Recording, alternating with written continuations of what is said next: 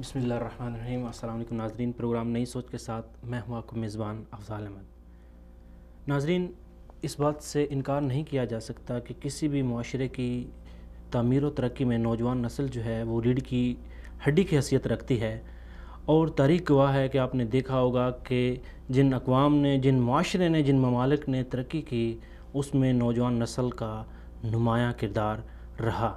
तो नाज़रीन, आज हम बात कर रहे हैं असर हाज़िर में नौजवान नस्ल की जो ज़िम्मेदारियाँ वो क्या है। इसमें हम बात करेंगे कि नौजवान नस्ल की जो एक तो ये बात करेंगे कि जो करंट सिचुएशन जो है इसमें नौजवान नस्ल की क्या ज़िम्मेदारियाँ हैं, और उसके बाद फिर हम बात करेंगे कि जो इंटरनेशनल लेवल पे जो नौजवान नस्ल है, उम्मत मुस्लिमा के जो मसाइल हैं उनको हल करने के लिए जो नौजवान नस्ल है वो क्या किरदार अदा कर सकती है। इसी हवाले से हमारे साथ मेहमान होंगे कॉल पे मौलाना मुफ्ती रशीद अहमद कुरैशी साहब, आप मजहबी स्कॉलर हैं, और हमारे जो दूसरे मेहमान हैं वो मोहम्मद यूनुस साहब, आप मजहबी स्कॉलर हैं। और आज हमारे स्टूडियो में जो हमारे मुअज़्ज़ज़ मेहमान हैं मौलाना मोहम्मद शरीफ बलगरी साहब, आप भी मजहबी स्कॉलर हैं। और इसके अलावा जो हमारे आज स्टूडियो मेहमान हैं वो उन्होंने नौजवान नस्ल के लिए एक बहुत बड़ी उनकी काविश है, उन्होंने नौजवान नस्ल के ऊपर बहुत ज़्यादा काम किया है, उनके मसाइल को समझा और उसको हल करने के लिए उनकी बेशबहा जो है वो काविशें हैं। तो मौलाना मोहम्मद शरीफ साहब, सबसे पहले तो मैं अपने इस प्रोग्राम में आपको खुशामदीद कहता हूँ।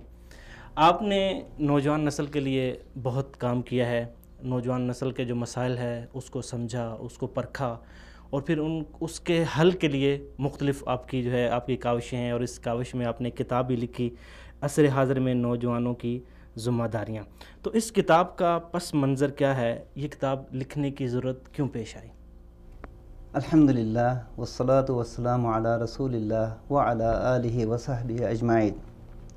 सबसे पहले मैं पूरे विसाल टीवी के जो टीम है उनका शुक्रिया अदा करता हूँ कि आप लोगों ने मुझे यहाँ गुफ्तगू करने का मौका इनायत फरमाया। असल में जब मैं यहाँ पढ़ने के लिए आया तो मेरा उम्र बिल्कुल ही 16-17 साल का उम्र का था।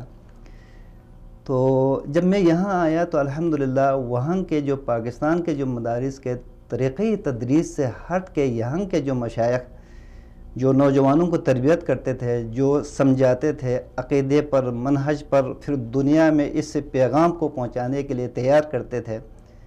तो जब मैं पहले साल में पहुँचा तो लाज़िम बात है, हम अरबी तो नहीं बोल सकते थे, तो अरबी सीखने के मरहले में ही अल्हम्दुलिल्लाह मैंने काम शुरू किया। असातिज़ा की तरबियत की वजह से मेरे दिल में जज्बा पैदा हो गया, चूँकि अल्हम्दुलिल्लाह पाकिस्तान आलम इस्लाम के लिए पाकिस्तानियों में जो जज्बे हैं, जो उनके अंदर जो क़ुरबानी देने का जो सलाहियत और जज्बे होते हैं, तभी चीज़ है कि नौजवानों में उन्हीं आबा व अजदाद से, उन्हीं से सीखे हुए जज्बे उनमें तो ज़्यादा होता है। जी, मैं भी बहैसियत पाकिस्तानी नौजवान के मेरे दिल में भी उमंग था कि मैं अपने नौजवान भाइयों के लिए मैं कुछ काम करूं, उनको एक सही मनहज, सही तरक़े पर लाने की कोशिश करूं। तो इस सिलसिले में मैं यहाँ जब तालीम इब्तिदाई मराहिल में मैंने शुरू किया तो एक किताब लिखने के लिए मेरे दिल में एक आरज़ू पेश आया कि उसमें मैंने एक इंतखाब किया, हा नहनु शबाब ऐन कादिरुना।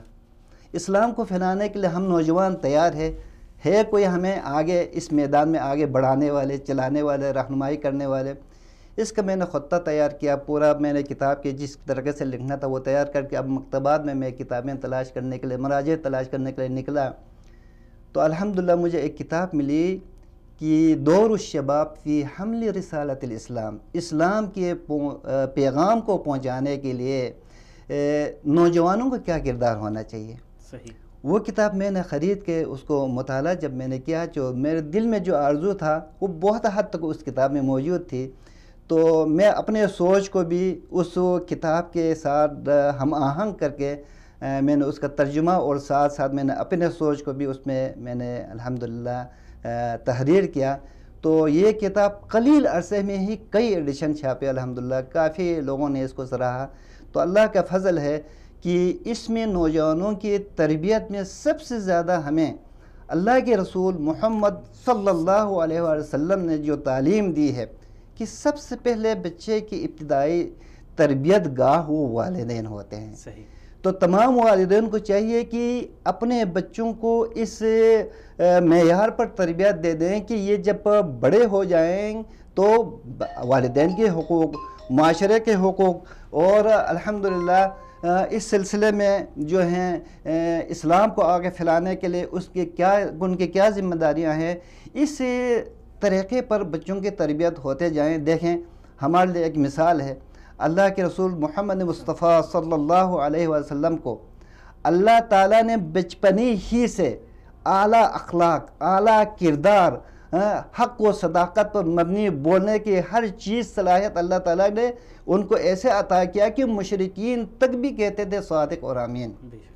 اور ہم سب کو پتہ ہے کہ نوجوانی کے آخری جب اکتمال ہوتا ہے، جس کو عنفوان شباب کہتے ہیں، جو نوجوان آخری اس میں سٹیج میں 40 سال تک ان کا نوجوانی کا عمر ہوتے ہیں، اور 40 سال میں وہ پورا بھرپور طریقے سے جو اللہ تعالیٰ نے جو عنایت کیا ہوتا ہے اس میں پوری صلاحیت آ جاتی ہے۔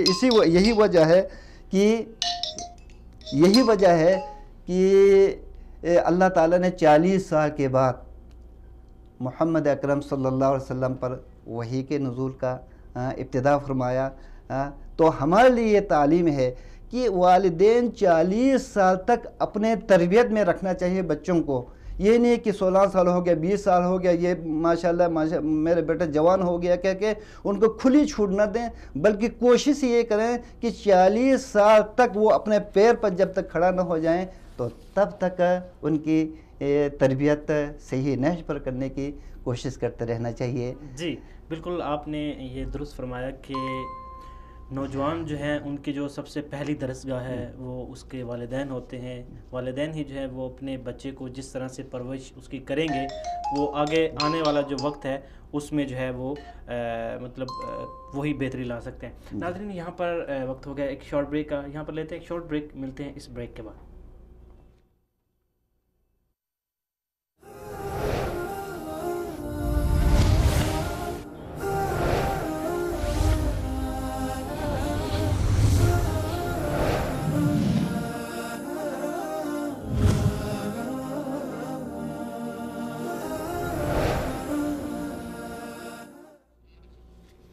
السلام علیکم ناظرین، آپ کو ایک بار پھر سے اپنے پروگرام میں خوش آمدید کہتے ہیں۔ ناظرین، آج ہم بات کر رہے ہیں کہ نوجوان نسل جو ہے عصر حاضر میں ان کی جو ذمہ داریاں ہیں وہ کیا ہیں، اسی حوالے سے ہم بات کر رہے ہیں مولانا محمد شریف بلغاری صاحب سے۔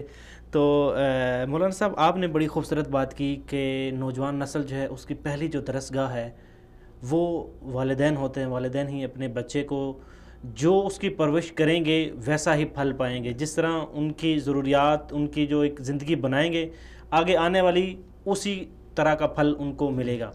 تو آپ نے نوجوان، چونکہ آپ خود بھی اس وقت جو ہے وہ آپ نے بتایا کہ آپ نوجوان تھے، آپ نے دیکھا کہ ہمارے یہ بات کافی حد تک درست ہے کہ ہمارے جو پاکستانی معاشرہ ہے اس کی جو سب سے اچھی بات ہے کہ یہاں پر آپ کو جو نوجوان نسل ہے وہاں پر آپ کو ٹیلنٹ ملے گا، تخلیق ملے گی، اور نئے نئے تجربات کرنے کے لیے نوجوان جو ہے ان میں جو صلاحیت ہے وہ بے انتہا ہے۔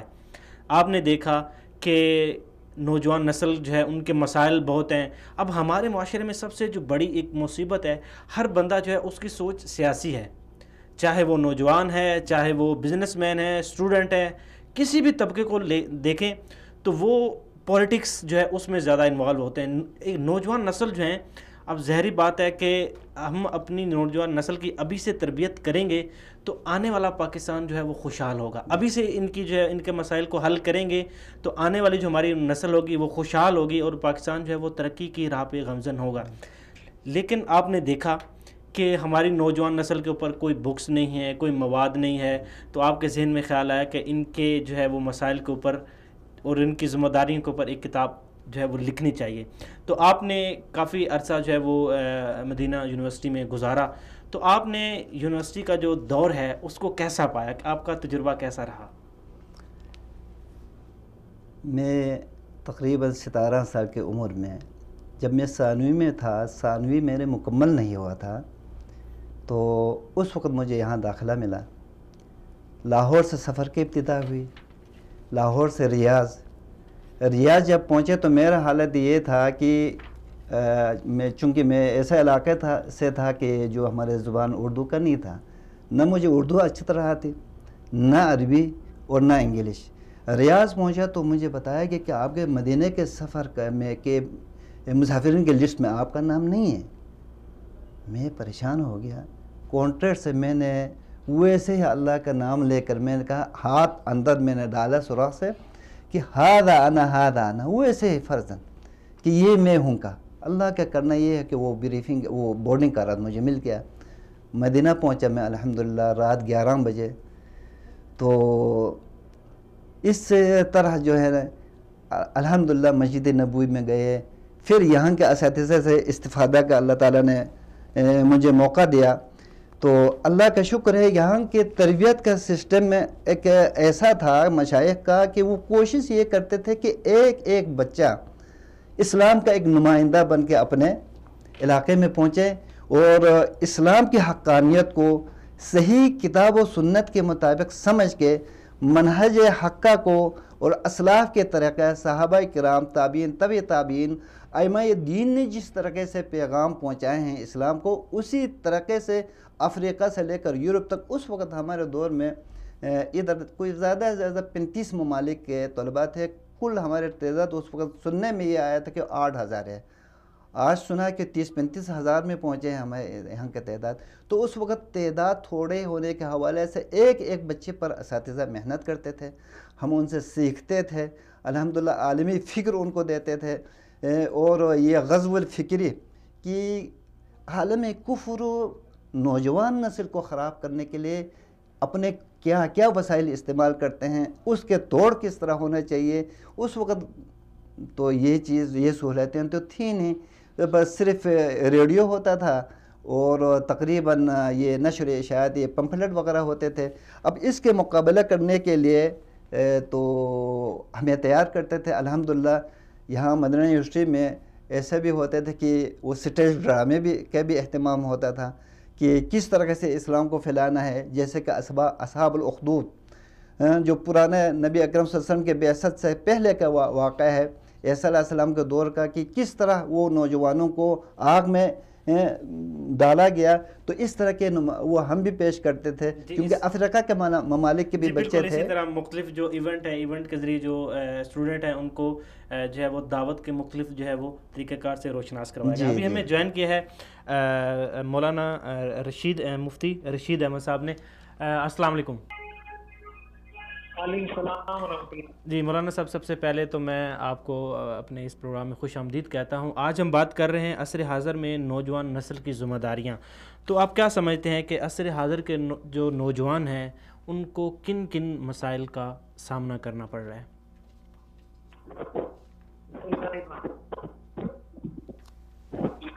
سب سے پہلی اور اہم بات وہ یہ ہے کہ شریعت کی نظر میں، قرآن حدیث کی روشنی میں نوجوان کی بہت زیادہ اہمیت ہے۔ حضور علیہ الصلوۃ والسلام کی سنت اور سیرت سے بھی ہمیں اس بات کا ثبوت ملتا ہے۔ ایک حدیث شریف میں حضور علیہ الصلوۃ والسلام نے فرمایا کہ 7 وہ لوگ جن کو اللہ تعالیٰ قیامت کے دن اپنے عرش کا سایہ نصیب فرمائیں گے، ان میں سے ایک وہ نوجوان ہوگا جس نے زندگی شریعت کے مطابق اور اللہ کی رضا کے مطابق گزاری ہوگی۔ اور ظاہر ہے یہ ایک دنیاوی، ایک زمینی حقیقت ہے کہ جس ملک میں نوجوانوں کی تعداد زیادہ ہو، اس ملک کے لیے اس کو ایک اچھا شگون سمجھا جاتا ہے کہ اس ملک میں نوجوانوں کی تعداد زیادہ ہے تو اس میں منحصر اور ڈیپینڈنٹ لوگ کم ہوں گے اور کام کرنے والے لوگ زیادہ ہوں گے۔ تو ہر لحاظ سے ان کی بہت زیادہ اہمیت ہے۔ جہاں تک نوجوانوں کے مسائل کا تعلق ہے تو ایک اہم بات تو یہ ہے کہ تعلیم کے حوالے سے ہمارے نوجوانوں میں بسا اوقات طرح طرح کے نظریات اور طرح طرح کے خیالات پائے جاتے ہیں، اور ہمارے کالجز، یونیورسٹیز کے جو اسٹوڈنٹس ہوتے ہیں عموماً انہوں نے اس ایجوکیشن کو، اس تعلیم کو ایک ہنر بنا لیا ہے، دنیا کمانے کا ایک ذریعہ بنا لیا ہے کہ یونیورسٹی جائیں گے، کالجز جائیں گے، لیکن ان کے ذہن میں کوئی مقصد، کوئی بڑا مقصد نہیں ہوتا۔ ان کے ذہن میں بس ایک ہی مقصد ہوتا ہے کہ بس میں نے کچھ پیسے کمانے ہیں، حالانکہ یہ مقصد تو ان کو اس سے بھی حاصل ہونا ہے۔ اگر اس چیز کو وہ نظریہ نہ بنائے بلکہ نظریہ یہ بنائے کہ میں نے اپنے ملک کو، ملت کی، اپنے مذہب کی، امت مسلمہ کی خدمت کرنی ہے، تو اپنا جو مقصد ہے، جو اس کی تنخواہ ہے، وہ اس کو ہر حال میں ملنی ہے۔ ہمارے بزرگ تو یہ فرماتے ہیں کہ اپنی گھڑی بھی پہنتا ہے تو اس نیت سے پہنے کہ میں اس سے نماز کا وقت معلوم کروں گا، باقی کام تو اس کے ویسے ہی چلتے رہیں گے۔ تو ایک تو یہ ہے کہ اپنے نظریے کو درست کیا جائے. تعلیم کا جو نظریہ ہے اس کا فائدہ یہ ہوگا کہ ان کی یہ ساری تعلیم ان کے لیے عبادت بن جائے گی, اور جب یہ عبادت بنے گی, عبادت کی نیت سے اس کام میں لگیں گے تو پھر اس کے اندر ان کو برکت بھی نصیب ہوگی. اور دوسری اہم بات یہ کہ جو تعلیم حاصل کرنے والے لوگ ہیں وہ تعلیم کو توجہ سے حاصل کریں. صرف ڈگری کا حصول جو ہمارے ہاں مقصد بنا لیا گیا ہے کہ میرے پاس اس چیز کی ڈگری آ جائے, فلاں چیز کی ڈگری آ جائے, اور حقیقت میں اس چیز کا پورا علم, پوری مہارت ہم حاصل نہیں کرتے. یہ قرآن اور حدیث کی تعلیمات کے بالکل خلاف ہے. حضور علیہ الصلوۃ والسلام نے فرمایا کہ اللہ تعالیٰ کو یہ بات پسند ہے کہ جب انسان کوئی کام کرے تو اس کو اچھے طریقے سے کرے. ہر چیز کو اچھے طریقے سے کرنا یہ شریعت کا مزاج ہے. اور اس کے علاوہ جو ہمارے ہاں معاشرتی مسائل ہیں, معاشرتی مسائل میں سب سے بڑا مسئلہ شادی بیاہ کا, نکاح کے مسائل ہیں کہ ہمارے ہاں نوجوان بچوں اور بچیوں کے نکاح میں بہت زیادہ تاخیر کی جاتی ہے. اور اس تاخیر کا سبب بھی ایک ایسی چیز ہے جس سے شریعت نے منع کیا ہے. وہ چیز یہ ہے کہ ہم فضول کے اخراجات, ناجائز رسمیں, ناجائز تقریبات اور ایک دوسرے سے آگے بڑھنے کا جذبہ, ایک دوسرے کو نیچے دکھانے کا جذبہ, اس چکر میں اپنے نوجوان بچوں اور بچیوں کی شادیاں لیٹ کر دیتے ہیں. ہمارے ہاں جہیز کی رسم دیکھ لی جائے, کتنے بوڑھے والدین ملک سے باہر آپ کو ملیں گے, پاکستان سے باہر, کوئی کہیں پر, کوئی کہیں پر. اگر آپ ان سے پوچھیں کہ آپ یہاں کیوں آئے ہیں, کس چیز نے آپ کو مجبور کیا ہے, تو ان کا یہی جواب ہوتا ہے کہ میں نے بیٹی کی شادی کرنی ہے. تو ہمارے ہاں اگر کسی کی بیٹی ہوتی ہے تو ہمارے معاشرے میں گویا اس کو اتنا مجبور کر دیا ہے کہ وہ اپنی بیٹی بھی دے گا, ساتھ ساتھ نہ جانے جہیز میں کیا کیا کچھ دے گا. شادی ہوگی تو 5 ڈشیں, 6 ڈشیں, 7 ڈشیں, ایک دوسرے سے آگے بڑھنے کی کوشش ہوگی. اس کے علاوہ نہ جانے کیا کیا مطالبات اور کیا کچھ تقریبات اور کیا کیا رسومات, کبھی مہندی کی رسم, کبھی مایوں کی رسم, کبھی کس چیز کی رسم. وہ ساری چیزیں ہم نے اپنے معاشرے کے اندر داخل کر دی ہیں جس کی وجہ سے نکاح مشکل ہو گیا, زنا آسان ہو گیا. حالانکہ شریعت کا مزاج تو یہ ہے کہ نکاح کو آسان سے آسان تر بنایا جائے, اور زنا کو اور برے کاموں کے بارے میں تو قرآن میں آتا ہے لا تقربوا, کہ اس کے قریب بھی نہ جاؤ. اور ہمارا معاشرہ اس کو زیادہ سے زیادہ آسان سے آسان کرتا جا رہا ہے, اور نکاح اور شریعت کے حکم کو مشکل سے مشکل کرتا جا رہا ہے. اس بارے میں ہمارے معاشرے کے ہر فرد کو سوچنا چاہیے. لڑکے کے جو والدین ہیں ان کو بھی سوچنا چاہیے, بچیوں کے والدین ان کو بھی سوچنا چاہیے. حدیث شریف میں آتا ہے کہ اگر کسی کا بچہ یا بچی بالغ ہو جاتی ہے اور والدین بلا وجہ نکاح میں تاخیر کرتے ہیں اور وہ بچہ یا بچی کسی گناہ میں مبتلا ہوتے ہیں تو اس سارا گناہ والدین کو ملے گا. تو اس چیز پہ ذرا ہم غور کریں. اور ایک اہم بات ہمارے نوجوانوں کے حوالے سے میں یہ عرض کرنا چاہوں گا کہ آج کل میڈیا کا, سوشل میڈیا کا دور ہے.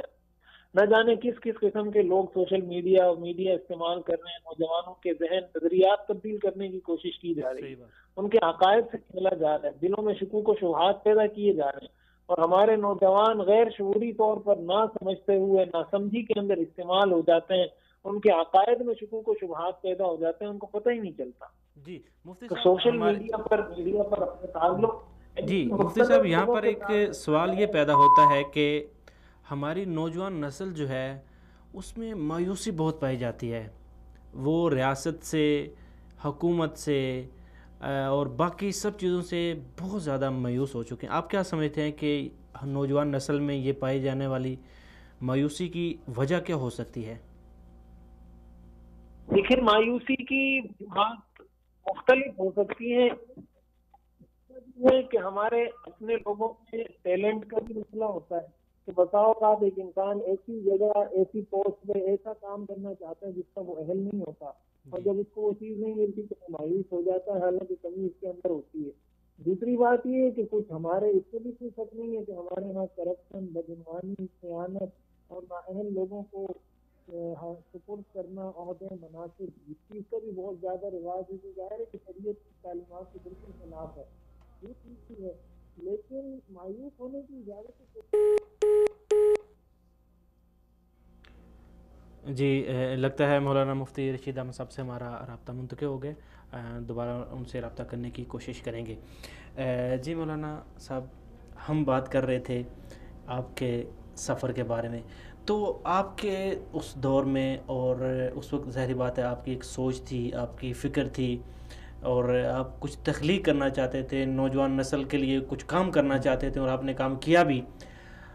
اس دور کی جو ایک سوچ تھی اور ابھی جو موجودہ دور ہے, اس دور کی جو سوچ ہے, اس میں آپ نے کیا فرق پایا؟ لازمی بات ہے کہ ہر دور میں انسان اپنے دور کے مطابق ہی سوچتا ہے. صحیح. تو ہمارے دور میں تو پروگرامات آگے دعوت کے کام پہنچانا، بڑے بڑے جلسوں کی شکل میں، معتمرات کی شکل میں، ندوات کی شکل میں، مختلف قسم کے نوجوانوں کو اکٹھے کر کے منظم کر کے ان کو سمجھانا کہ کیا ہماری ذمہ داریاں ہیں، یہی طریقہ کار تھا اس وقت. تو پھر ساتھ ساتھ تصنیف، تعلیب، چھوٹے چھوٹے رسالے، پمفلٹ وغیرہ لکھ کر اسی کو تقسیم کر لینا، اس کو آگے تک پہنچانا، یہی کام اس وقت ہو سکتے تھے. لیکن یہ آج کے دور میں الحمدللہ دعوت کا کام بہت آسان ہو چکا. بہت آسان ہو چکا کہ انسان گھر بیٹھے بیٹھے دین کے کام کر سکتے ہیں، دعوت پھیلا سکتے ہیں. الحمدللہ وہ مطالعہ کرے، پھر اس مطالعے کی روشنی میں اپنا سوچ فکر زمانے کے اس دور کے جو سوچ ہے، فکر ہے، اس سے ہم آہنگ کر کے ایک جدید انداز میں، نئے انداز میں اپنے پیغام کو آگے تک پہنچائیں. یہ وسائل، یہ ٹیکنالوجی کا دور ہے، تو الحمدللہ پورے دنیا میں اسلام کے پیغام اپنے گھر بیٹھ کر ہی پہنچا سکتے ہیں. تو یہ زرین دور ہے دعوت کا کام کرنے کے لیے، محنت کرنے کے لیے. بس کمی ہے تو دلوں کی تڑپ کی کمی ہے. صحیح. اخلاص کی کمی ہے، جذبے کی کمی ہے. اگر ہمارے اندر یہ ہو کہ رب نے مجھے پیدا کس لیے کیا ہے. دیکھیں ایک بات ہے یہ ہمارے ذہن میں ہونی چاہیے کہ اللہ کا ہمیں پیدا کرنے کا مقصد یہ ہے کہ اس دنیا کو تشبیہ دیا ہے مزرعۃ الآخرہ، آخرت کی کھیتی ہے. اس میں ہم نیک اعمال کو بو کے اس کے ثمرہ، اس کا پھل ہم نے آخرت میں لینا ہے جنت کی شکل میں. اگر ہم پیدا نہ ہوتے تو جنت کہاں حاصل ہو جاتے. تو لہٰذا ہمیں یہ ذہن میں جس میدان میں بھی ہو، چاہے کہ وہ دینی لین میں ہو، چاہے دنیاوی لین میں ہو، چاہے کہ جس فیلڈ میں وہ ہو.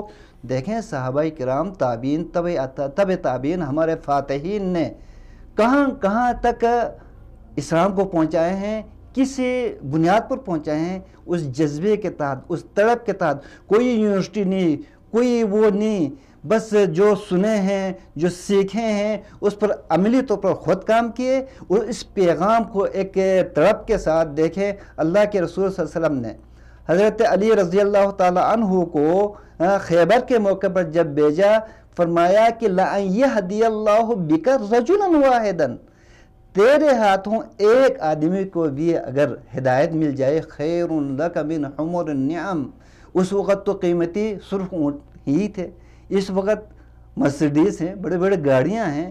تو ان کو یہ خوشخبری دیا کہ ایک آدمی کا راہ راست پر آنا بہت بڑے قیمتی اثاثہ ہے، جس کی وجہ سے ہمیں آخرت میں اللہ تعالیٰ عظیم انعامات سے نوازیں گے. تو ہمیں ایک بحیثیت نوجوان کے یہ فکر ہونی چاہیے کہ میں جہاں بھی ہوں، جس لین میں ہوں، جس ملک میں بھی ہوں، اسلام کے پیغام کو ہم نے آگے پہنچانا ہے. جی بالکل، آپ نے درست فرمایا. دیکھیں کہ اگر آپ تاریخ کو پڑھیں تو جو بڑی بڑی فتوحات ہیں وہ اسلام کے جو بڑے بڑے سپہ سالار ہیں انہوں نے نوجوانی کی ہی عمر میں ہی بڑی بڑی فتوحات کی اور اسلام کو دور دور تک پھیلایا. تو آپ کیا سمجھتے ہیں کہ آج کے دور کو اگر دیکھا جائے، ظاہری بات ہے انہوں نے زندگی کا جو ایک مقصد تھا اس کو سمجھ لیا، زندگی کو سمجھ لیا، اپنے ہدف کو سمجھ لیا. ظاہری بات ہے کہ جب کسی چیز کا کوئی مقصد نہیں ہے، کوئی ہدف نہیں ہے، تو پھر وہ راؤنڈ میں رہتی ہے، اس کو پتہ نہیں چلتا کہ اس کی اختتام کیا ہے، اس کی ابتدا کیا ہے، اس نے کیا کرنا ہے، کس طرف جانا ہے. تو آج ہماری جو نوجوان نسل ہے، اب دیکھیں پوری دنیا میں اگر دیکھا جائے تو اسپیشلی میں مسلمانوں کی بات کرتا ہوں، تو مسلمانوں کے اوپر جو ہے نا وہ سخت مشکلات کا شکار ہیں. تو آپ کیا سمجھتے ہیں کہ یہ ساری جو مشکلات ہیں، کیا ہمارا جو زندگی کا ایک مقصد تھا، ہمارا جو ہدف تھا، اس سے پیچھے ہٹنے کی وجہ سے، یا اس سے جو ہے وہ ناآشنا ہونے کی وجہ سے، یا کچھ ایسے اور مسائل ہیں جس کی وجہ سے پوری دنیا میں جو ہم مسلمان ہیں وہ اس جو ہے وہ مشکلات کا سامنا کر رہے ہیں؟ حقیقت یہ ہے کہ ہم نے اپنے آپ کے پیدا ہونے کے مقصد کو ہم نے سمجھا نہیں. صحیح. لقد خلقنا الانسان فی احسن تقویم، ہم نے انسان کو بہترین ڈھانچے میں شکل و شباہت دے کے، ہاتھ پیر دے کے، حواس خمسہ دے کے، فکر دل و دماغ دے کے ہم نے پیدا کیا ہے۔ اب انسان سمجھے مجھے کیوں پیدا کیا گیا ہے؟ وما خلقت الجن والانس الا لیعبدون، جنات اور انسانوں کو سوائے رب کی بندگی کے اور کسی مقصد کے لیے پیدا نہیں کیا۔ جب ہمیں علماء اور مذہبی سکالر بتاتے ہیں کہ ہمیں تو صرف عبادت کے لیے پیدا کیا ہے، ذہن میں یہ آتا ہے کہ ہم بچوں کو نہ پالیں، والدین کی کفالت کرنے کے لیے، ان پر خرچ کرنے کے لیے محنت مزدوری نہ کریں۔ ارے بھائی یہ سمجھیں کہ انسان کا، ایک مومن کا وہ کون سا مرحلہ ہے جو ثواب سے خالی ہو۔ انسان یہ نیت رکھے، مزدوری کریں، نوکری کریں، محنت کریں، کھیتی باڑی کریں، باغبانی کریں، غرض ہے کہ دنیا میں جہاں بھی جو بھی کام کریں اس کا نیت یہ ہو کہ میں کسب حلال کھا کے، حلال بچوں کو کھلا کے، والدین کو کھلا کے، اصل مقصد میرے پیدائش کا یہ ہے کہ رب کے دین کی خدمت کرنا ہے۔ تو اس کا سونا، اس کا جاگنا، اٹھنا، بیٹھنا، چڑھنا، پھرنا، ایک ایک قدم جہاں اس راستے میں ہمارے لگیں گے وہ ہمارے لیے آخر کے دن بطور گواہ پیش ہوگا کہ یہ بندہ اس خاطر کھیت میں گئے تھے کہ حلال کمائے، یہ اس خاطر اپنے دفتر میں گئے تھے کہ حلال رزق کمائیں، اس خاطر محنت مزدوری کے لیے نکلے تھے کہ حلال روٹی کھا کے رب کی بندگی کریں، کیونکہ پتہ ہے کہ حرام خوری سے، حرام کھانے سے، جس سے حرام سے ہمارے گوشت بڑھے گا اور ہمارے جسم میں خون پیدا ہوں گے، وہ چیز ایسا ہے کہ اس خون اور اس حرام خوری سے کیے ہوئے عبادت اللہ قبول نہیں فرماتے ہیں۔ وہ حدیث اللہ کے رسول صلی اللہ علیہ وسلم نے فرمایا، کتنے ہی انسان رب اشعث اکبر، گرد آغلوط ہو کے، پراگندہ سر لے کے، پھٹے پرانے کپڑے لے کے، دور کا سفر کر کے حج کے لیے آتے ہیں اور رب سے فریادیں کرتے ہیں، دعائیں کرتے ہیں، یا ربی یا ربی، دعائیں کرتے ہیں مجھے یہ دے دیں، مجھے یہ دے دیں، اپنے ارمان پیش کرتے ہیں۔ اللہ کے رسول صلی اللہ علیہ وسلم فرماتے ہیں کہ انا یستجاب لذالک، اس آدمی کی دعا کیسے قبول کرنا؟ اللہ مطعمہ حرام، اس کا کھانا حرام کا، مشرب ہو حرام، پینا اس کی حرام کی کمائی کا، ملبس ہو حرام، لباس حرام کی کمائی کا، ایسے حالت میں رب اس کی دعائیں قبول نہیں کرتے۔ تو یہ ہے کہ ہمارے اندر یہ جستجو ہو کہ جو بھی میں کماؤں گا دنیا میں، جو محنت مزدوری میں کروں گا، جس فیلڈ میں میں ہوں، وہ صرف اور صرف اس نقطے پر میں نے یہ سارے محنت کرنا ہے کہ کسب حلال کے ذریعے سے میں کھا کے میرے جسم توانائی بحال ہوگی، اس کے ذریعے سے میں عبادت کر سکوں گا، رب کے دین کی خدمت کر سکوں گا، اسلام کی تعمیر اور ترقی کے لیے آگے میں بڑھ سکوں گا۔ اس نیت سے ایک لقمہ منہ میں بھی ڈالے، اس میں بھی اللہ تعالیٰ نے اجر رکھے ہیں، اللہ کے رسول صلی اللہ علیہ وسلم کے فرامین ہے۔ تو ہمیں اس انداز میں آگے بڑھنا چاہیے کہ انسان سب سے پہلے ان نامساعد حالات میں، نوجوانوں کے لیے میرے یہ پیغام ہے، سب سے پہلے اسلام کو سمجھیں، صحیح، اسلام کو اس خطوط پر سمجھیں جو اس دور میں مختلف افکار لیے، مغربی سوچ لیے، مغربی یونیورسٹیوں میں پڑھے، اور یہ معلوم ہے، معروف ہے، مختلف کافر ممالک میں باقاعدہ یونیورسٹیاں بنی ہوئی ہیں جہاں تخصص کراتے ہیں، اسپیشلسٹ بناتے ہیں کہ کس نقطے کو ہم نے لے کر اسلام کو داغدار کرنا ہے۔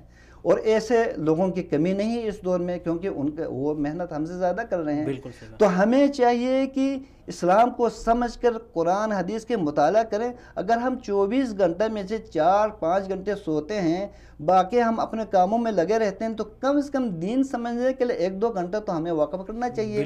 سمجھیں، مطالعہ کریں، پھر اسلام کی آفاقیت کا گہرائی مطالعہ کرتے ہوئے علمی رسوخ کو، صرف اس دور کے جو تعلیم یافتہ لوگ ہیں صرف مطالعے پر وہ اپنے سمجھنے کی کوشش کرتے ہیں، تو خرابیاں زیادہ پیدا ہوتے ہیں۔ کیونکہ نکات کی سمجھنے کے لیے علماء مشائخ سے جب تک، علمی رسوخ رکھنے والوں سے جب تک علم حاصل نہیں کریں گے، کتاب و سنت کے منہج کو ہم پڑھ کے حاصل نہیں کریں گے۔ دیکھیں اللہ کے رسول صلی اللہ علیہ وسلم جبرائیل امین سے سیکھ رہے ہیں نا، وہی ہے اسلام کے جو ارکان ہیں، وہ اللہ کے رسول صلی اللہ علیہ وسلم کو جبرائیل آ کے سمجھا رہے ہیں، تلمس حاصل کیا ہے، شاگردی اختیار کیا ہے. تو کیا ہمارے لیے یہ عار ہے کہ میرے پاس بڑے بڑے ڈگریاں ہیں اور چھوٹے مولوی صاحب کے سامنے دوزانو ہو کر ان سے اسلام سیکھنے کے لیے ہم عار سمجھیں؟ ہرگز نہیں.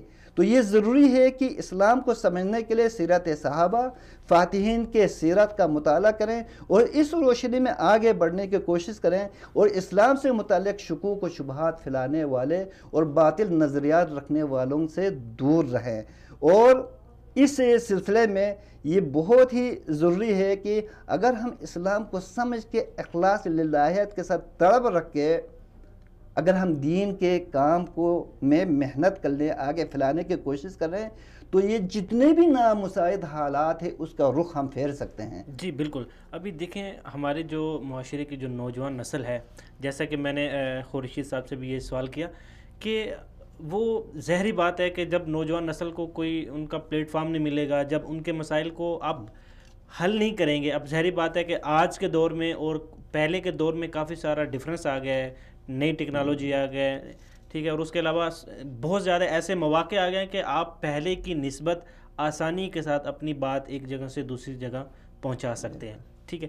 اب لیکن اس کے باوجود بھی ہماری نوجوان نسل جو ہے وہ، اب ظاہری بات ہے ہم اس چیز کو مانتے ہیں کہ ہمارے معاشرے میں بہت سارے مسائل بھی ہیں، غربت بھی ہے، لیکن ظاہری بات ہے کہ اب ان سب کا حل جو ہے وہ ضروری ہے. اب ظاہری بات ہے کچھ چیزیں حل ہو بھی رہی ہیں ایسا، ظاہری بات ہے کہ ہر کام کو سر انجام دینے کے لیے کچھ وقت چاہیے ہوتا ہے، کچھ سوچ چاہیے ہوتی ہے، کوئی فکر چاہیے ہوتی ہے. اب ہماری نوجوان نسل جو ہے وہ اتنی مایوس ہو چکی ہے، اگر آپ کوئی بات تبدیلی کی کریں، کوئی سوچ کی کریں، کوئی فکر کی کریں، تو وہ اس حد تک جو ہے وہ مطلب کہ مایوس ہو چکے ہیں. وہ کہتے ہیں نہیں کچھ نہیں ہو سکتا، ہمارا کچھ نہیں ہو سکتا، ہم ترقی کی راہ پہ نہیں آ سکتے، اس ملک کا کچھ نہیں ہو سکتا. تو آپ کیا سمجھتے ہیں کہ یہ جو ایک منفی سوچ ہے، یہ ایک جو مایوسی ہے، اس کو ہم کیسے ختم کر سکتے ہیں؟ یہ مایوسی اور قنوطیت سے اسلام نے منع کیا ہے. ایک مومن اس کا کام یہ ہونا چاہیے کہ آگے بڑھنے کا جذبہ لے کے آگے بڑھتے ہوئے چلیں. لا تقنطوا من رحمت اللہ، رب کا حکم ہے کہ میرے بندو، مجھے ماننے والوں، مجھے رب کہنے والوں، رب کی رحمت سے مایوس نہیں ہونا. صحیح. ہم کیوں مایوس ہوں؟ دیکھیں اللہ نے ہمیں اتنا مکلف بنایا ہے جتنا ہماری استطاعت میں ہے. جی. لا یکلف اللہ نفسا الا وسعها، اس کے وسعت کے مطابق اللہ نے اس کو مکلف بنایا ہے. تو عزائم بہت زیادہ لے کے تھوڑے سے کام سے بھی پیچھے رہنا، یہ ایک مسلمان کا شان نہیں ہے. صحیح. اسلام یہ تعلیم دیتے ہیں کہ آپ میں جتنے بھی استطاعت ہے، آپ ایک مزدور ہے، باہر ملک میں آپ کام کر رہے ہیں، اپنے ساتھی مزدور کو اپنے علم کے مطابق حقانیت کا دعوت دے دیں. اور جو تعلیم پڑھنے والے ہیں یونیورسٹیوں میں، الحمدللہ بڑی خوشخبریاں ہم سن رہے ہیں. جو ہمارے مسلمان بھائی نوجوان غیر ممالک میں، کافر ممالک میں، جو وہاں کے درسگاہوں میں کام کرتے ہیں، پڑھتے ہیں وہاں جا کے، تو پڑھانے والے بھی پڑھنے والے بھی، ان کے ہاتھوں کتنے ہی لوگ مسلمان ہوئے ہیں. تو ہم کیوں مایوس ہوں؟ مایوس انسان کے ایک مومن کو نہیں ہونا چاہیے. لیکن جو ہم اللہ کے رسول صلی اللہ علیہ وسلم نے جو ہماری ذمہ داری ڈالی ہے، وہ یہ ہے کہ جتنا ہم سے ہو سکتا ہے اتنا کرو. یہ نہ دیکھیں کہ یہ وسائل فلان کے پاس ہے، اتنا وسائل فلان کے پاس ہے، یہ وسائل ہوتے تو میں کام کروں گا، اور ان وسائل کے بغیر میں کچھ نہیں کر سکتا. اور دل میں یعنی ایک چھپن سا، ایک یعنی مایوسی سا لے کر وہ لیں. مایوسی انسان کو نہیں ہونا. ہمیں اتنا اجر ثواب دینا ہے جو اللہ تعالیٰ نے ہمیں وسائل دیا ہے، اس وسائل کو اپنانا ہے. میں نے تمہیں نوجوانی دی، اس نوجوانی کو کہاں خرچ کیے ہیں؟ ابھی مفتی صاحب بتا رہے تھے کہ نوجوانوں کی کتنی خوشخبری دیا کہ سبعۃ یظلھم اللہ فی ظلہ یوم لا ظل الا ہو. 7 ایسے خوش نصیب لوگ ہیں کہ روز قیامت رب کے عرش کے سائے کے بغیر کوئی سایہ نہیں ہوگا. تو ان میں سے ایک شاب نشأ فی عبادت اللہ، وہ نوجوان کو عرش کا سایہ نصیب ہوگا جو رب کی بندگی میں اس نے اپنے نوجوانی کو صرف کیے ہیں، گزارے ہیں. اور عبادت صرف 24 گھنٹہ نماز پڑھنے کا نہیں ہے، اور ہمیشہ روزے رکھنے کا نہیں ہے، ہمیشہ حج اور عمرے پہ رہنے کا نہیں ہے. عبادت مومن کا ہر لمحہ عبادت بن جاتا ہے جب وہ صحیح نیت کر کے، انما الاعمال بالنیات، تمام اعمال کا دار و مدار نیت پر ہے. میں پڑھنے کے لیے سکول جاؤں، کالج جاؤں، نوکری کے لیے دفتر جاؤں، تو میں اس نیت سے جاؤں کہ میں کلمہ خیر کا ایک لفظ بھی آگے کہہ سکوں، موقع ملے تو میں آگے کہوں گا اور حلال روزی کماؤں گا. تو ہمیں مایوسیت اور قنوطیت سے اسلام نے منع کیا ہے. ہمیں اپنے وسعت کے مطابق اس اسلام کے درخت کو، اس پودے کو ہم نے اس کو بڑھانا ہے، اس کی آبیاری کرنا ہے، اس کو ہم نے اوج سریہ تک پہنچانا ہے، اور اسی ذریعے سے انشاءاللہ دنیا بھی مسلمانوں کا ہوگا، آخرت ویسے ہی مسلمانوں کا جی، ہے آخرت بھی انشاءاللہ. مسلمانوں کے لیے ہوگی. ابھی ہمیں جوائن کیا ہے محمد یونس صاحب نے. محمد یونس صاحب، سب سے پہلے تو میں آپ کو اپنے اس پروگرام میں خوش آمدید کہتا ہوں.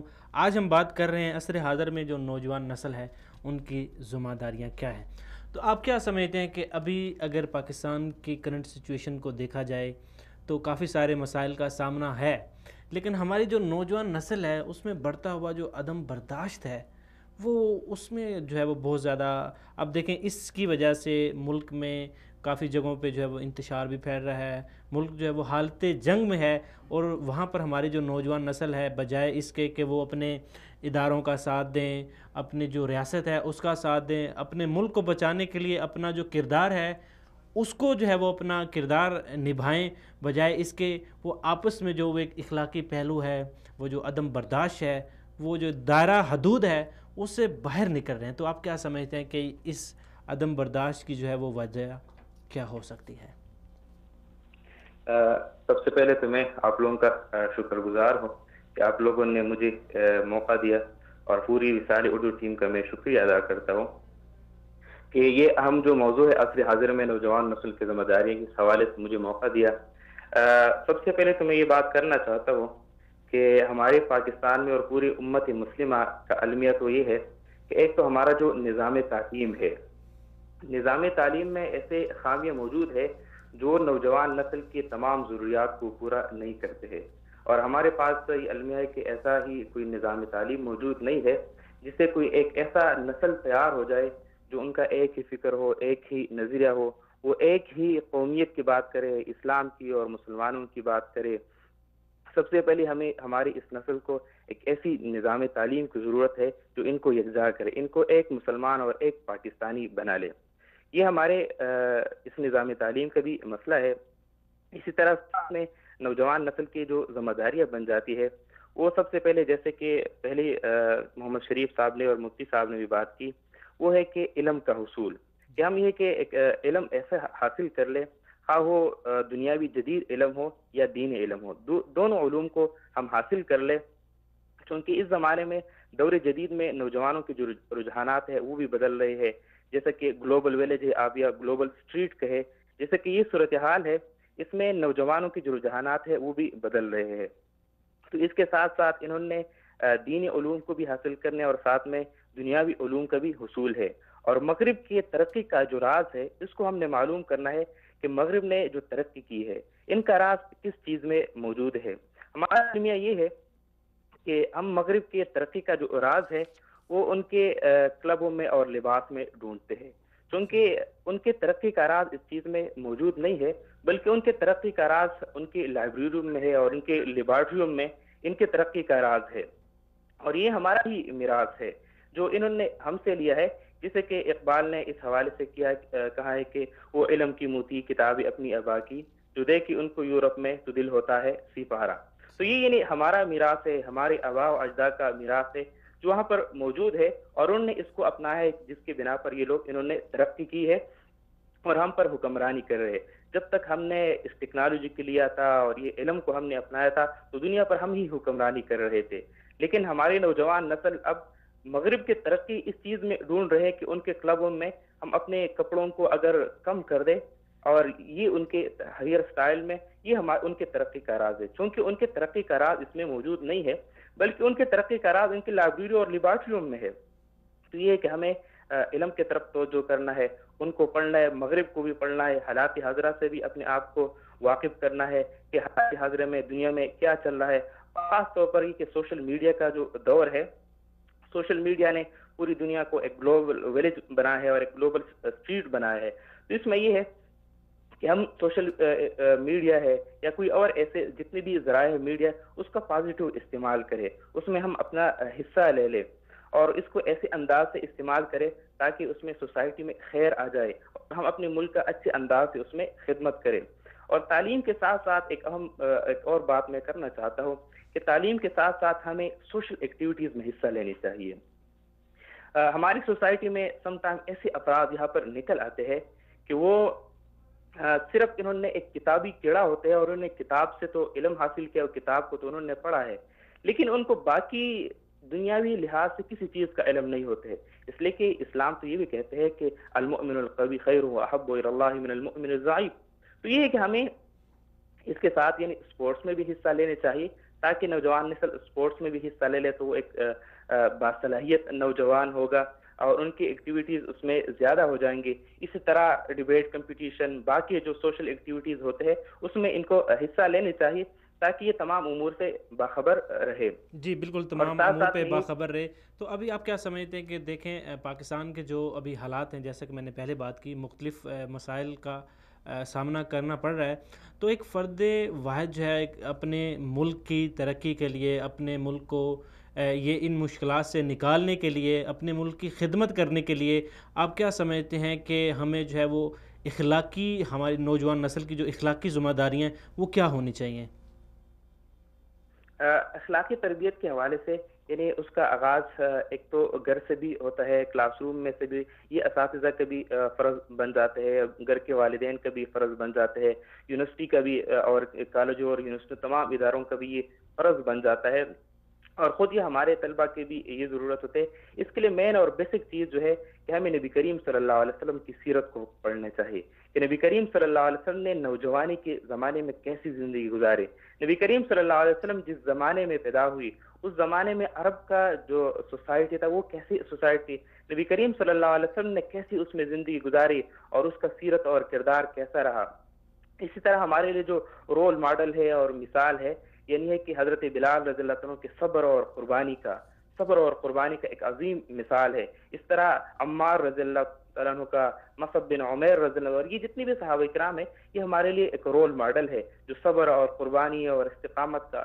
اس طرح ہمارا اسلام جو ہے وہ اعتدال کا، تمام امور میں میان روی کا درس دیتا ہے کہ ہم تمام امور میں وہ اعتدال سے کام لے لیں. اسلام یعنی جیسے کہ لقمان حکیم اپنے بیٹے کو جب نصیحت کرتے ہیں تو وہ اپنے بیٹے کو بھی اس بات کا یہ نصیحت کرتے ہیں کہ اپنے چال میں آپ اعتدال پیدا کرو. اور اسی طرح وہ اپنے بیٹے کو جب وہ نصیحتی باتیں کرتے ہیں وہ بھی ایک نوجوان کو نصیحت کر رہا ہے، توحید کی بات کرتے ہیں، اس کو نماز کو قائم کرنے کا، امر بالمعروف اور نہی عن المنکر کا، اور ساتھ میں مصائب اور مشکلات پر صبر کا بھی. یعنی ہے کہ ہم میں برداشت کا جو مادہ ہے بالکل ختم ہو جاتے ہیں. تو یہ ہے کہ ہم یہ صبر اور برداشت کا جتنی بھی کہ نبی کریم صلی اللہ علیہ وسلم کی سیرت کا اگر ہم مطالعہ کریں، قرآن سے جو ہماری دوری ہے، قرآن کو اگر ہم پڑھ لیں، اس کو ہم ٹائم دیں، تو یہ ہمارے تمام جتنے بھی مسائل ہیں اس میں یہ دور ہو سکتے ہیں. جی بالکل. آپ نے ایک بات جی چونکہ ہمارے پروگرام کا وقت جو ہے وہ بالکل اختتام کی طرف جا رہا ہے، تو یہاں پر میں چونکہ آپ نے جو ہے وہ آپ لیکچرار بھی ہیں، اسٹوڈنٹ جو ہے ان کو مختلف جو ہے وہ ان کی رہنمائی کے لیے مختلف آپ کی ورکشاپ بھی ہوتی ہیں اور نوجوان نسل کے اوپر آپ بہت زیادہ کام بھی کر رہے ہیں. تو آپ کیا سمجھتے ہیں کہ ایک تو آپ نے بالکل نوجوان نسل کو یہ ابھی جو مایوسی ہے اس کو نکالنے کے لیے مختلف چیزوں کا آپ نے جو ذکر کیا، جیسا کہ نوجوان نسل میں اگر آپ جو ہے وہ سپورٹس جو ہے ایک ایسا پہلو ہے اس کی طرف اگر آپ راغب کرتے ہیں تو ذہنی طور پہ جو پریشانیاں ہیں، جو ڈپریشن کا شکار ہیں، اس سے نوجوان نسل جو ہے وہ نکل سکتے ہیں، چونکہ ان کی جو مختلف ایکٹیویٹیز ہیں وہ بہتر طریقے سے سر انجام دے سکتے ہیں. تو ابھی آپ کیا سمجھتے ہیں کہ سائنس جو ہے، اب ظاہری بات ہے کہ اس دور کی جو ہے وہ شدید اس کو ہم کہہ سکتے ہیں کہ ضرورت ہے ہماری fundamental of science and technology. تو آپ کیا سمجھتے ہیں کہ ہم اس سائنس کو بروئے کار لاتے ہوئے اپنی جو نوجوان نسل ہے اس کو کس طرح مطلب ان کی ذہن سازی کر سکتے ہیں، ان کو اخلاقی طور پر اور اس کے علاوہ جو معاشی طور پر ان کو بہتر بنانے کے لیے جو ایک نئی ہم کیا ان کے لیے تجاویز پیش کر سکتے ہیں؟ یعنی اس حوالے سے یہ ہے کہ سائنس جو ہے، یعنی اسلام بھی ہمیں اس حوالے سے یہ حکم دیتے کہ دنیا پر غور کرو اور فکر کرو، تو یہ ہے کہ ہمیں بھی یعنی یہ کہ اسی روشنی میں دنیا پر غور اور فکر کرنے کی، اور سائنس کو جتنی بھی نئی ایجادات ہے تو اس پر ہم بھی غور کرنی چاہیے اور اس میں ہمیں آگے بڑھنے چاہیے. اور یہ جو مایوسی اور نا امیدی ہم نے پی لی ہے، اس کے ذریعے ہم اسی مایوسی اور نا امیدی سے ہم نکل سکتے ہیں. اور یہ تو دین اور اسلام بھی کہتے ہیں کہ مایوسی کفر ہے، یہ نحوست ہے، تو اس سے ہمیں نکلنے چاہیے. اور ہمیں چونکہ ایک روشن مستقبل ہمارے پاس موجود ہے، ہمارے نوجوان نسل میں ٹیلنٹ موجود ہے. ہم اگر سائنس کے میدان میں کہیں تو ہمارے نوجوان نسل نے بہت زیادہ کامیاب اس میں حاصل کی ہے، لیکن اس کے لیے ایک ڈائریکشن اور ایک رخ کی ضرورت ہے.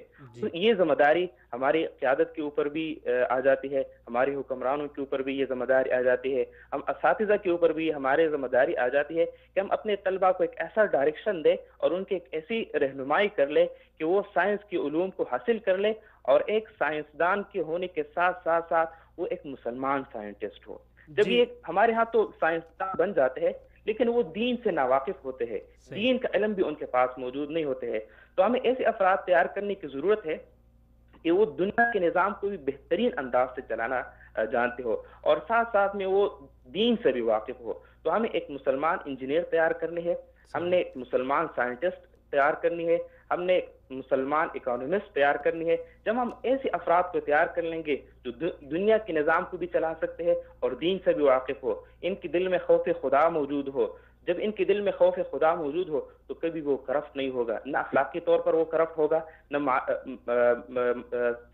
مالی طور پر بھی یعنی معاشی طور پر بھی وہ کرپٹ نہیں ہوگا، اور اخلاقی تو ہر لحاظ سے وہ پاک ہوگا. وہ سوسائٹی پر بوجھ نہیں ہوگا بلکہ سوسائٹی کے لیے وہ خیر ہوگا. تو یہ ہے کہ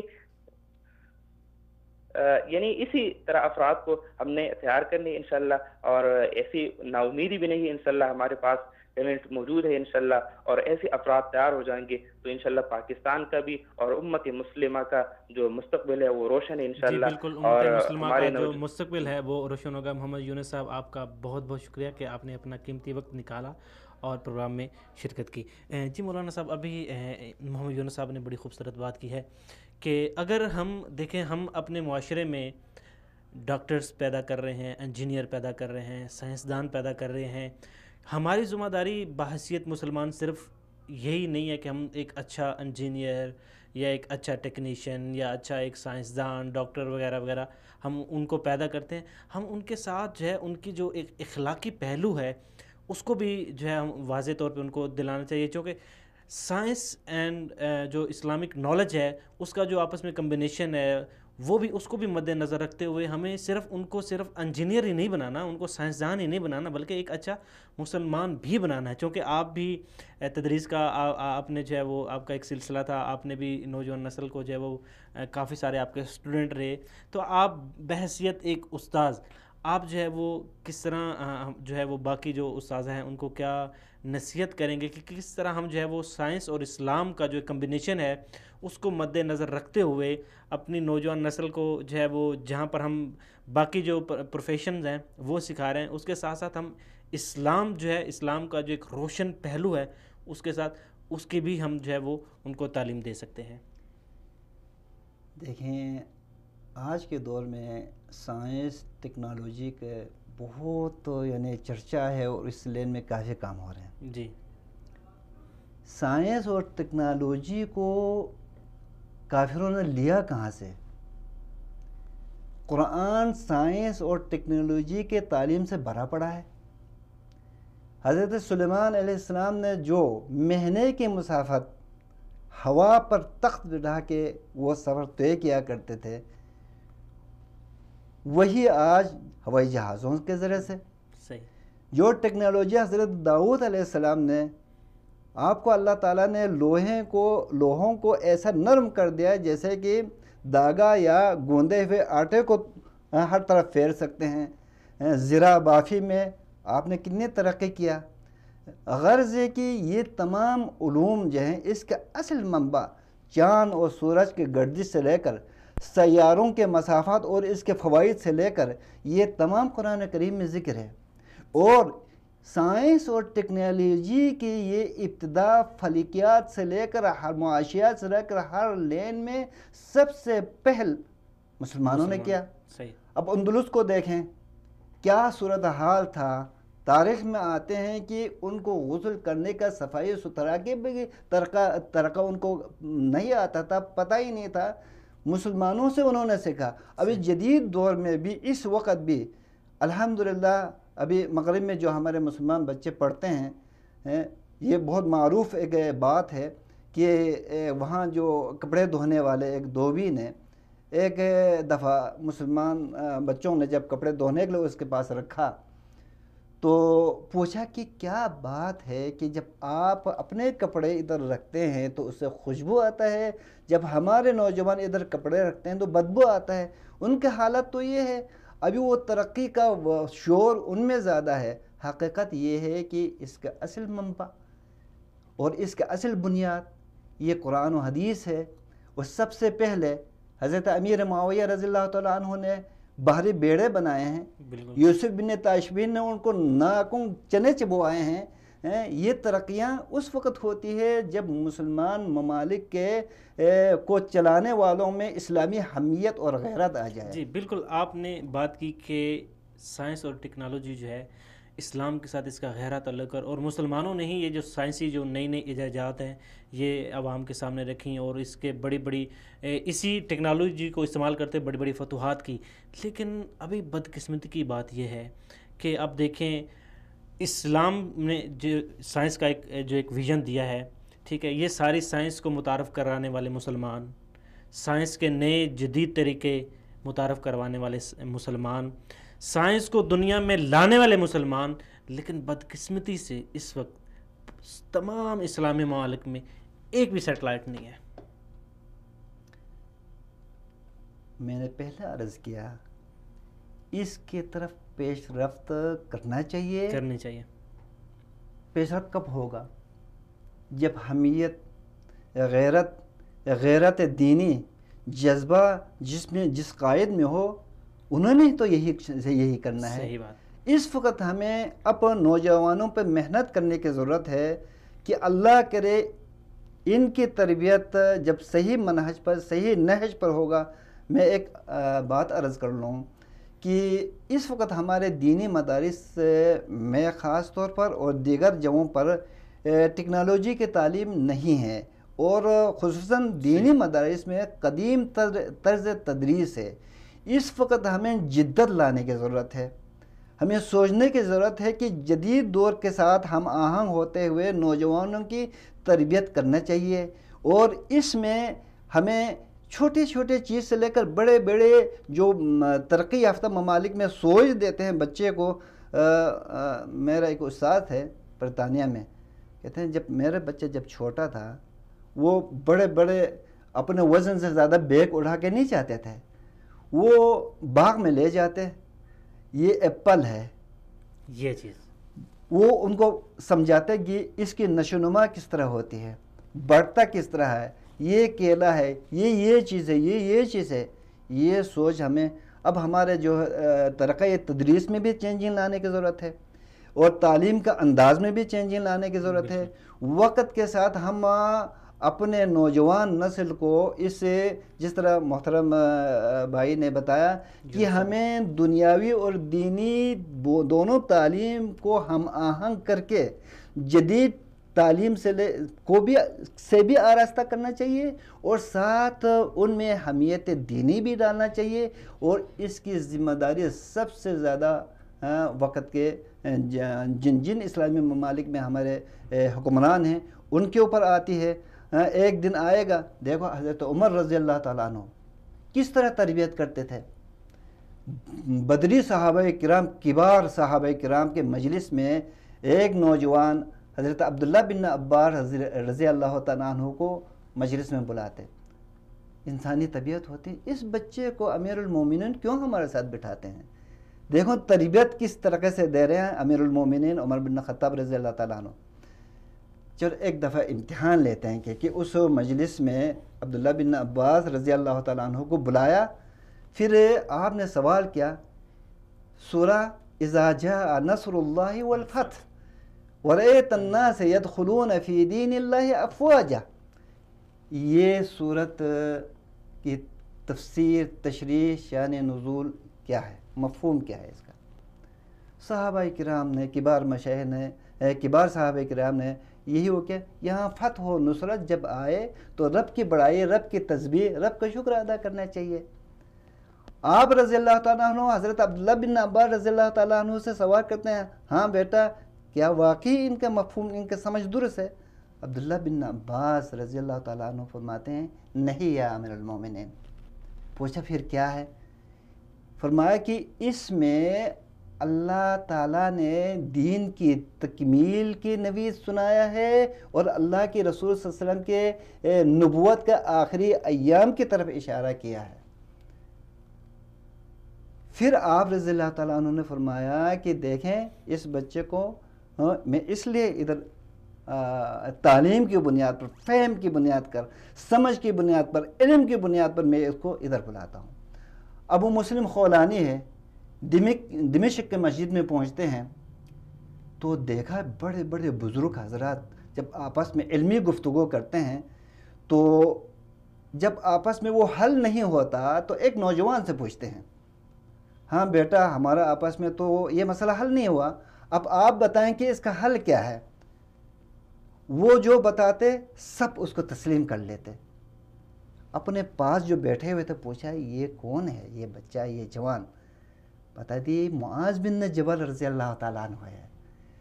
کہتے ہیں کہ میں دوسرے دن پھر گیا، پھر میں علم حاصل کروں، ان سے وہ استفادہ کروں۔ دوسرے دن نہیں آئے، تیسرے دن نہیں آئے، چوتھے دن جب وہ مسجد میں پہنچے تو وہی نوجوان ایک ستون کے پیچھے نماز پڑھ رہے تھے۔ ابو مسلم خولانی رضی اللہ تعالیٰ عنہ وہ ساتھ بیٹھ گئے، وہ جب نماز مکمل کیا تو انہوں نے بتایا کہ انی لأحبک فی اللہ، یہ حوصلہ افزائی ہے نوجوان کی۔ اس وقت یہ کمی بہت زیادہ ہے جی بالکل، ہمارے اکابرین میں، ہمارے کبار مشائخ میں یہ کمی ہے کہ نوجوان نسل کی حوصلہ افزائی نہیں کرتے ہیں۔ اسی حوصلہ افزائی سے تو ترقی ہونا ہے، انہوں نے ترقی کے منازل طے کرنا ہے، تو جب حوصلہ افزائی نہیں کریں گے تو بیٹھ جائیں گے۔ دیکھیں پھر جب انہوں نے یہ بتایا ان کی طرف ان کو جھکا کے ہاں کیا بتایا؟ کہا انی لأحبک فی اللہ، صرف رب کی رضا کی خاطر میں آپ سے محبت کرتا ہوں۔ تو حضرت معاذ بن جبل نے ایک حدیث سنایا کہ المتحابین فی اللہ، دو رب کی خاطر محبت کرنے والے جو ہے نا، فی ظل العرش یوم لا ظل الا ظلہ، رب کے عرش کے سائے کے نیچے ان کے لیے سایہ نصیب ہوگا جس دن اس سایہ کے علاوہ اور کوئی سایہ نصیب نہیں ہوگا۔ یہ تربیت ہے ہمارے نوجوانوں کے لیے کہ ہمیں آپس میں محبت صرف دنیاوی مفاد کا خاطر، پیسوں کا خاطر، مادیت کو ذہن کا خاطر یہ نہیں کرنا چاہیے۔ ہماری محبت جب اللہ کے لیے ہوگا، ہمارا ملنا جلنا بیٹھنا گفتگو اسلام کے خاطر ہوں گے تو اسلام بھی ترقی کرے گا انشاءاللہ۔ اس کے ذریعے سے ہمارے آخرت میں نجات بھی ہمیں اللہ تعالیٰ نصیب فرمائیں گے۔ تو اس نہج پہ ہمیں نوجوانوں کی تربیت کرنا چاہیے کہ ان کو حوصلہ افزائی کرنا چاہیے، تعلیم کے لین پہ آگے آگے ان کو بڑھانا چاہیے، اور زیادہ سے زیادہ جو جدید ٹیکنالوجی ہے وہ داخلی نصاب کر کے ان کو اس لین پہ رہنمائی کرنا چاہیے۔ تو انشاءاللہ وہ دن دور نہیں ہوگا، اگر ہم محنت کریں گے سب مل کے تو انشاءاللہ عالم اسلام کے نوجوان وقت کا دھارا وہ انشاءاللہ اسلام کے حق میں پھیر دیں گے۔ جی اسلام کے حق میں پھیر گئے اور پوری دنیا پر جو ہے مسلمانوں کا جو ہے حکمرانی ہوگی۔ جی ناظرین، آج ہم نے بات کی عصر حاضر میں نوجوان نسل کی جو ہیں وہ ذمہ داریاں کیا ہے۔ میں بہت مشکور ہوں مولانا مفتی رشید احمد خورشید صاحب کا، اور محمد یونس صاحب آپ کا، اور مولانا محمد شریف بلغاری صاحب آپ کا بھی بہت بہت شکریہ کہ قیمتی وقت نکالا اور پروگرام میں شرکت کی۔ ناظرین، یہاں پر میں ایک بات کہنا چاہوں گا کہ ہم اس چیز کو مانتے ہیں، ہمیں بہت سارے مسائل کا جو ہے وہ مشکلات کا سامنا ہے، لیکن بحیثیت مسلمان ہمارا جو ایک زندگی کا مقصد ہے، ہمارا جو ایک ہدف ہے وہ سب سے پہلی بات یہ ہے کہ اپنے آپ کو اسلام کے لیے وقف کرنا اور اپنی زندگی میں اسلام کو اس طرح سج بھج کرنا کہ ہمارا ہر کام جو ہے، ہر کام وہ جو اللہ پاک کی رضا ہے بالکل اس کے مطابق ہو، اور رسول اللہ علیہ وسلم کی جو تعلیمات ہے اس کے مطابق ہونا چاہیے. اور ہم دیکھیں گے کہ اگر ہم اس پر عمل پیرا رہا تو انشاءاللہ پوری دنیا پر مسلمان حکمران ہوں گے، اور پوری دنیا پر جو اسلام کا ایک جو روشن پہلو ہے اس کی جو ہے وہ ہر طرف چرچے ہوں گے. جن ناظرین، آپ کو ہمارا یہ پروگرام کیسے لگا؟ اپنی قیمتی فیڈ بیک ہم تک ضرور پہنچائیں. ملتے ہیں اگلے پروگرام میں، تب تک کے لیے السلام علیکم.